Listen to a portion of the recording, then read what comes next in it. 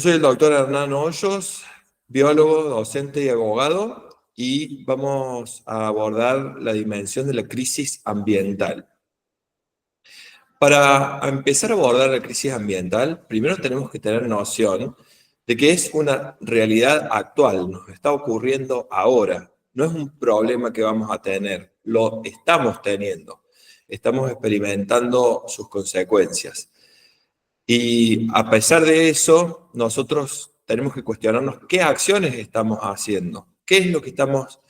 generando cada uno desde nuestras individualidades y de manera colectiva para que podamos abordar y enfrentar ese desafío, que no es nuevo, ya viene experimentándose hace algunos años y es momento de tomar acción de manera más consecuente y seria.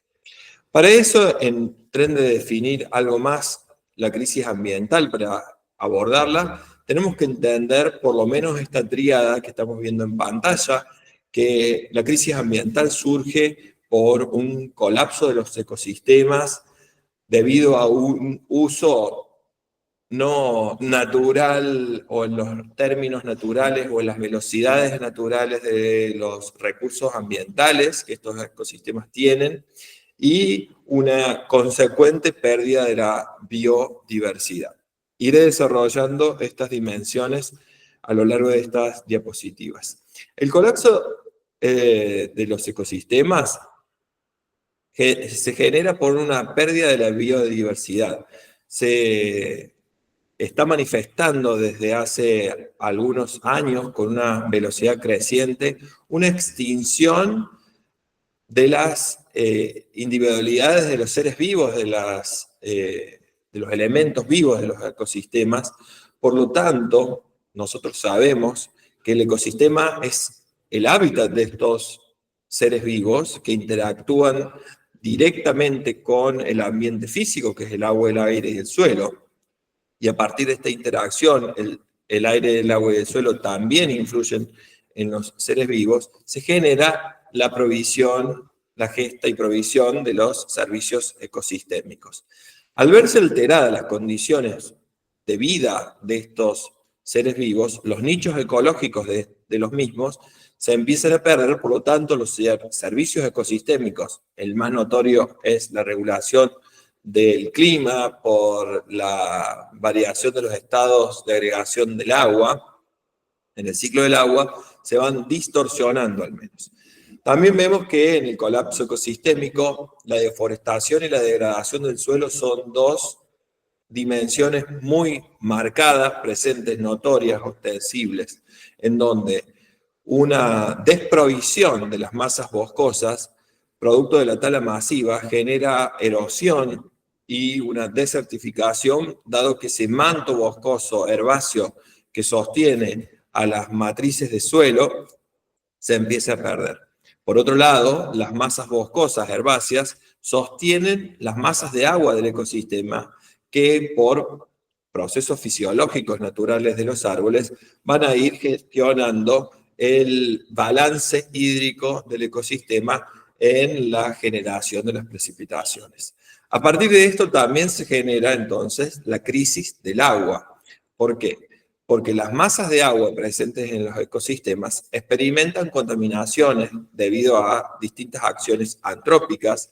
y la variación de la temperatura, por ejemplo, afecta a la cualidad de los glaciares, algunos que eran hielos eternos, los picos de las cordilleras, de las montañas, empiezan a disgregarse dado el aumento de la temperatura. Por la parte de la contaminación oceánica, el fenómeno más notorio es la presencia de plásticos que son arrastrados por las escorrentías y por los cursos exorreicos de los flujos de agua, pero también la contaminación del océano se debe a la acidificación de las masas de agua, producto de un alojamiento, albergue y almacenamiento de dióxido de carbono en estas masas de agua que hace una alteración del pH. Todo esto hace que el hábitat oceánico vaya cambiando sus condiciones, las cuales, como anteriormente dije, interactúa de una manera diferente con los seres vivos. Entonces, ciertas especies no logran adaptarse a estas condiciones nuevas y ante ese proceso novativo no logran sobrevivir. Ante esto, la pérdida de la biodiversidad, como ya fue introducido, se está experimentando una tasa de extinción que cada vez toma velocidades mayores, por lo tanto se manifiesta acelerada. Entonces llega hasta tasas de extinción 1000 veces mayores de la que la naturaleza tiene en su esquema previsto. Entonces, a partir de esta pérdida de biodiversidad acelerada, el impacto ecológico por la ruptura de esa provisión de servicios ecosistémicos se ve magnificado. Entonces, afecta a fenómenos como la polinización a partir de la interacción simbiótica o mutualista de ciertos insectos con ciertos vegetales, y este fenómeno es necesario para la reproducción de los vegetales, y la presencia de los vegetales como son productores desde la captura de la energía solar en la producción de materia orgánica por la fotosíntesis, se ve afectado todo el ecosistema, incluidos nosotros, la provisión del agua limpia, el control efectivo y natural de las plagas, entre otros fenómenos que son los síntomas palmarios del impacto ecológico. Ante esto, habíamos introducido cómo era el uso de los recursos naturales desde la perspectiva de la crisis ambiental. Entonces, a partir de esto, uno de los efectos más críticos es cuál es el uso del recurso agua dulce. Sabemos que la cuantía de agua dulce en el planeta es de índole minoritario en relación al 97% o más de agua salada en los mares y océanos. Entonces, esta escasez del agua dulce está íntimamente ligada al uso agrícola e industrial excesivo, sin la debida planificación para hacer este uso y que permanezca en una cualidad de sustentable el mismo. Ante esto también, como ya había introducido, la degradación de los suelos en relación a su sobreuso, a la desprovisión de la matriz herbácea, la matriz boscosa, genera una distorsión en la cualidad fértil del mismo. Tenemos que saber que la composición del suelo tiene porciones inorgánicas, arena, arcilla, limo, pero también tiene una matriz orgánica, que es producto del ciclado de la materia orgánica presente en el ecosistema. Por lo tanto, esa pérdida de fertilidad hace que los seres vivos del reino plantas no logran sobrevivir en esos ecosistemas, por lo tanto, vamos a gestionar una expansión considerable de los desiertos.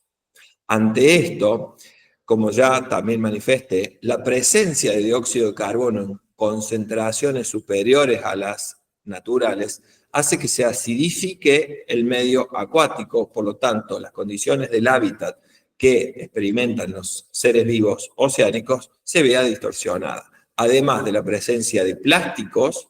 de cualquier índole y de los metales pesados, lo que hace también otra condición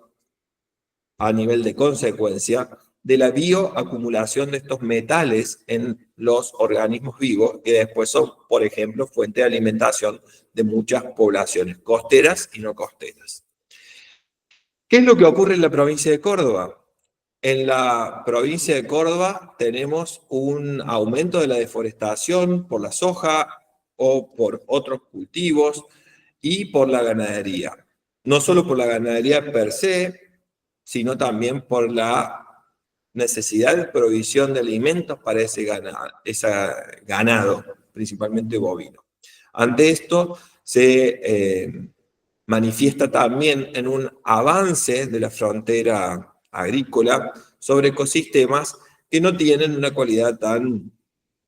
provechosa para eso, entonces se empiezan a gestionar otros mecanismos de uso agrícola ganadero de estos ecosistemas. Desde la perspectiva urbana también se desarrollan muchas acciones sin la debida planificación y control por lo tanto hay una presencia disminuida de espacios verdes en relación a las necesidades de los servicios ecosistémicos, por lo tanto también se genera una presión ambiental increyendo. Ante esto también,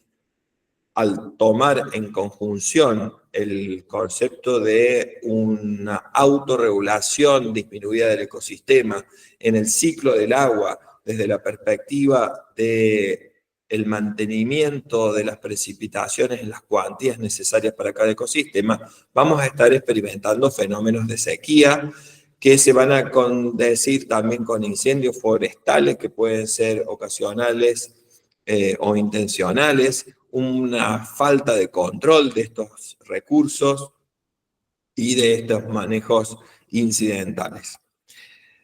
También vamos a ver fenómenos en relación a la minería y el extractivismo en nuestra provincia, en donde no es tan marcado como en otras, más de índole cordillerano en el oeste de nuestro país, pero hay acción minera en nuestro país, naturalmente en nuestro país y en nuestra provincia, que es el foco de análisis en esta oportunidad.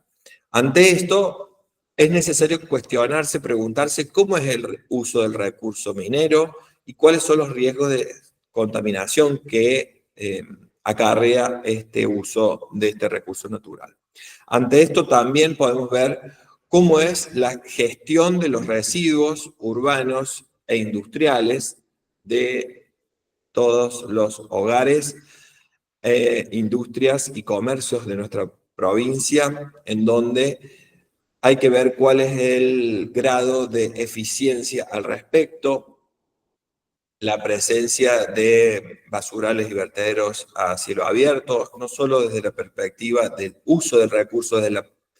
dimensión economía circular, sino también desde la salud pública. ¿Cuál es el nivel de contaminación de ríos y diques en el desarrollo de ETAPs y EDARS, que son las estaciones de tratamiento de agua para el uso potable o del tratamiento de aguas residuales, para evitar que las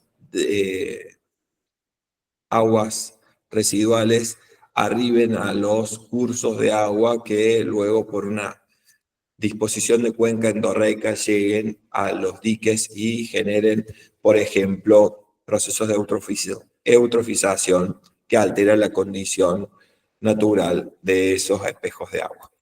Ante esto, es una responsabilidad de pensar cuál es el rol que tenemos desde la ciudadanía. Principalmente, tenemos que estar más ávidos a procesos de educación ambiental para comprender las causas y las consecuencias de las actividades que emprendemos. Ante esto también necesitamos un desarrollo, una participación política y de la comunidad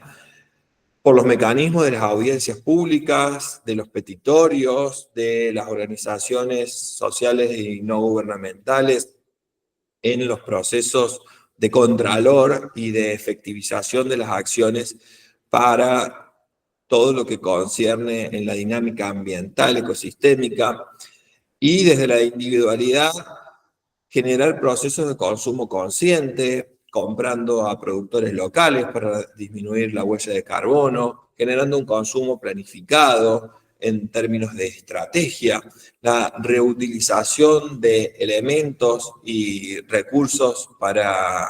envasarnos en un proceso de economía circular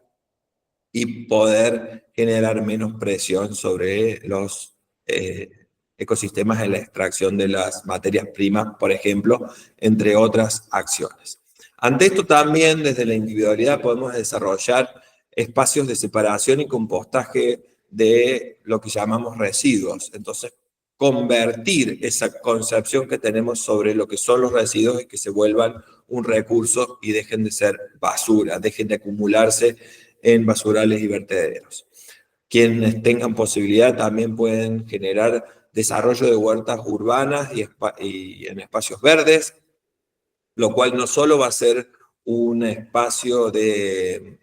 producción, sino también pueden ser oportunidades de nuevas formas de comercio y obtención de recursos económicos. Va a favorecer la potenciación de las localías en la producción local y va a generar también biodiversidad en balcones, patios, techos verdes y demás.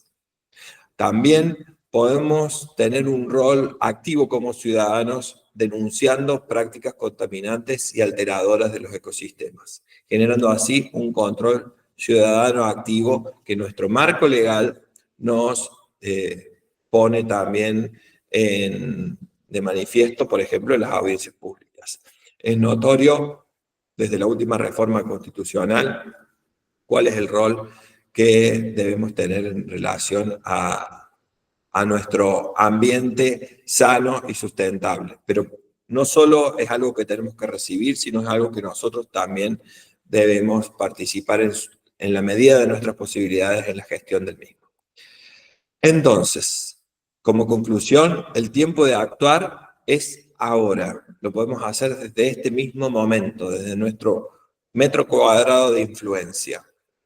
Todos somos parte del problema, pero también somos parte de la solución en la gestión de al menos un cambio pequeño, pero gestionar un cambio desde nosotros para que el efecto dominó del cambio sea cada vez más presente y podamos tener